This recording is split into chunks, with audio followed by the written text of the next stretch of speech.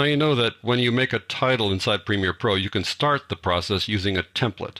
And Premiere Pro comes with several dozen templates. But you can find more online. If you do a basic search, let's say, on Premiere Pro title template, you'll probably find a whole bunch of them that you can download for free or for a price. What I want to do now is I want to show you a high-end version of a template. It's not only a title template, it's also a template for a whole opening sequence of shots.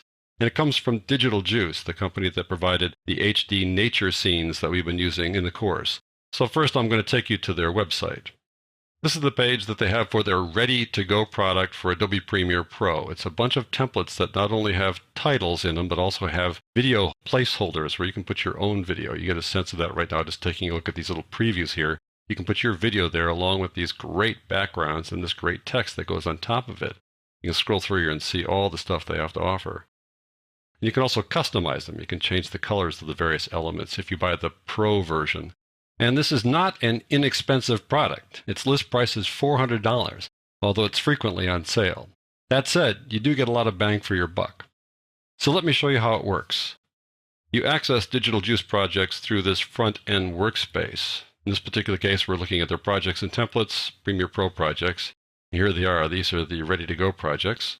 You can scroll through them and see all the various things they have to offer in this package. You can try them out, just take a look at one, see how it looks like that. They have HD versions and standard definition versions. But we're going to go on down here to one that we're going to use in this particular lesson. I like this one with the butterflies there. It kind of works with our bike riders. Once you decide that you like something, then you click on this little button and say, okay, I want to collect the files.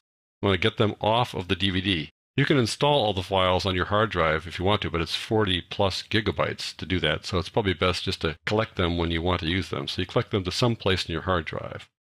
Once you've collected them, then you want to send your project to Adobe Premiere Pro. So you just open as a new project. Well, I've already done that. Let me just get started with that. So this is a Digital Juice Ready2Go project. It's fairly elaborate. It's kind of worth taking a look at because there are things you can learn from projects like this, where they're made from guys who work with Premiere Pro all the time. First of all, I see these green clips here. They're all nested sequences. These little ones here are the nested sequences where you insert your own video clip. If you go right here, you'll see that this is a placeholder. And if you double click on this, you'll see that there's a placeholder clip here. And you want to replace this layer with your video clip. They're pretty straightforward to explain how to do this. Then up above here are a bunch of titles right there, these little pink things.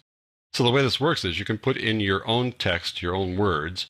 If you want to change the style, you can do that. And then you put in your own video clips when it comes time for the video clips to come in. On top of that, you can change the colors here. Let me show you how that works. There are several layers here on which you can change colors. And then down below here, there's a background layer. You go over there, take a look at that. Double click the background layer, and it is a nested sequence too with all kinds of things going on here. And you can open up these individual layers and apply effects to them to change their colors or have them behave differently. So there's lots of room for customization here. There's also a technique they use in here which kind of goes counter to the current Premiere Pro techniques because they use an old set matte effect. The set matte effect really is a holdover from After Effects and is there just for folks who work with After Effects. But they put it to good use here, and I want to show you how it works. I want to take these two clips here and pull them over to the side so you can see them in isolation. These clips are a little butterfly there flying along. And I have them up against the white solid here so you can see the butterfly against the white solid. If I didn't have the white solid there, it would look like it was flying on black like that. So I want to make sure you know that it's transparent there. Now this layer here has what's called a set matte effect on it. Now, the set matte effect then takes a matte from some other layer, in this case the one above it. If I open that up, you'll see that that matte is this butterfly. And that matte actually is animated to match exactly the butterfly. So they created this animated black and white, a little bit of gray too around the edges, matte, to match this. Why do that? Well, that's to ensure that when they put them together, then this layer will be transparent. If it doesn't have the set matte on it, then it becomes opaque. Let me go over here to the effect controls for this layer here. I'm going to turn off the set matte, and now it becomes opaque. You wouldn't be able to see what was below it unless they had that matte on top to make it transparent around here. So they chose to use the set matte instead of the track matte. The track matte would be the sort of default behavior these days. The set matte is this kind of holdover from After Effects. But the other thing they did that kind of is interesting is that they used this little checkbox, pre-multiply matte layer. I've mentioned this pre-multiplied thing before when I talked about the remove matte effect, and I said the remove matte effect is kind of a technical effect that you probably won't work with unless you work with After Effects. So lo and behold, here is this process.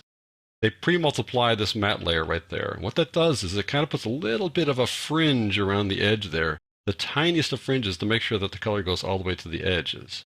And then they use the remove matte to make sure the fringe doesn't show up in the finished product. It's just one of those things that's an extra level of fine tuning. This really is a high-end product here, and they really want to do it right. But let me show you what it's like. Let me show you how fine-tuned it is. I'm going to zoom in on this butterfly, go to about 200% or so. Now you can see the edges of its wings there. Against white, it's really hard to see this, so I'm going to get rid of the white solid here to show you against black. Now, here is the butterfly wing with the set matte on it and the remove matte on it, and the pre-multiply option. If I turn off the remove matte, look at the difference. You can barely notice it, and maybe even on your monitors you won't see it. With the remove matte on it, gives it just a little bit of an edge. With that off, the edge kind of goes away. It's so subtle that I can't imagine anybody even seeing it at all from any distance whatsoever, even here when this is in motion. But they just took this extra step here just to clean things up to make sure it was really sharp when that butterfly was flying over that background. Just a nice little extra trick. And this does show you that you can use the remove matte, but typically use it when you've got a pre-multiplied matte layer like that.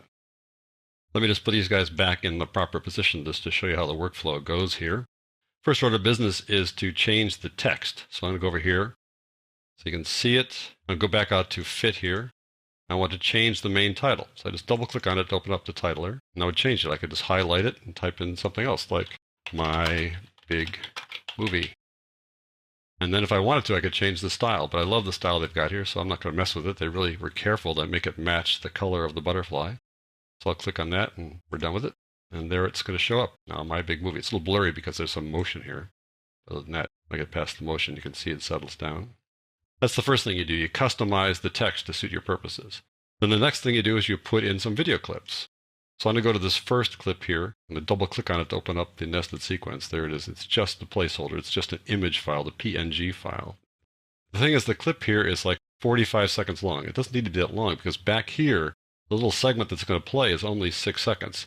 And how do I know it's 6 seconds? It says duration 180. What do they mean by that? Well, this project has one more little anomaly in it. It uses frames instead of time code. Notice these numbers here, just 39. Those are frames, not time code. If you want to change the time code, just right click on it. Say we'll go to time code. Now they use frames because if you're going to use this with PAL and NTSC, PAL is 25 frames per second, NTSC is 29.97, or basically 30 frames per second. And so this way they don't sort of lock themselves into one format or the other. So I'm going to go to 30 frames per second drop frame time code because that's NTSC we're working on here. If I hover over this now, you'll see that it is 6 seconds. So what I want to do now is go to that clip by double-clicking on it. And I don't need it to be this long. I want it to be basically 6 seconds so I get a sense of really how long it's going to be. So what I want to do is get this clip down to the actual length that it's going to be. So I'm going to bring it out to about 6 seconds, maybe a little bit extra here. Drag this over so it'll actually match that length. Why drag it over? Because I'm going to replace it. I'm going to use a little keyboard shortcut trick to replace it. I've got the 4 bike riding clips here. I can put all 4 on one at a time, but I'm just going to do a couple just to show you it works. If I take this first one and just drag it over there, it'll replace it, it'll cover it up, and it doesn't really serve the purpose because I want it to be as long as that clip. So I'm going to undo that by pressing Control or Command Z. Instead, I'm going to drag it over there, and when I get it here, I'm going to hold down the Alt or the Option key, and that'll replace the clip there. Not only will it replace it, but any kind of characteristics that were in that clip in terms of effects will also be on the one we just placed there. Now, there weren't any effects there, but if there had been, like keyframes or any other effects, they would show up here. Well, now I've added this clip, but the trouble is if I play the clip, it starts at the beginning and goes to here at 6 seconds. And I really want to have those guys much closer to the camera in this thing over here where they show up in this frame. Let me get that frame lined up right about there. I'd rather not have this kind of blank look. I'd rather have them closer to the camera. So the way I do that is I go back to this, and I take my slip tool, this guy right here, the slip tool. I'm going to slip this guy underneath there until I get them closer to the camera at the end of the clip. Just kind of go back here. I'm slipping it under there so that the back end approaches the back of the clip. The right-hand side is the end of the clip. The left-hand side is the beginning. So that is more like it. I'm going to have them right there at the end of the clip. So now this clip goes like this. They start close to the camera and then finish, of course, even closer.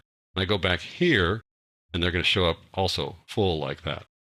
I'll just give you one more rundown, and then I'll just double click on this next one, open up that nested sequence.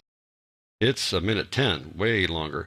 You notice though the work area bar here is only 6 seconds long, which is the real duration of this thing. And again, they're very careful to set these things up to show you how long your clip's going to be. I really like that.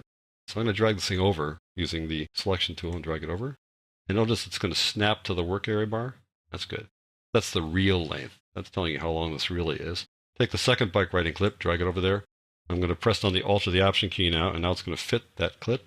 Again, I want to use the slip tool on it so that they're really close to the camera when they appear on scene. So if I do it like this, back it up on the left-hand side, there they are, right there. That's where they're going to start, on the left-hand side. That's what I want. Let's see how that plays. Good, that's exactly what I want. They're right there on camera when it starts. So I go back to this, go to the second clip. There's lots of animation here. It's going to slide over like that. And here's the next one coming in, and there they are. Right full frame like that, so it'll look good when we switch from one shot to the next. So this Ready2Go template really is an excellent template. There's so much going on here. It's very well made, high production values, and it's easy for you to adapt it to your needs.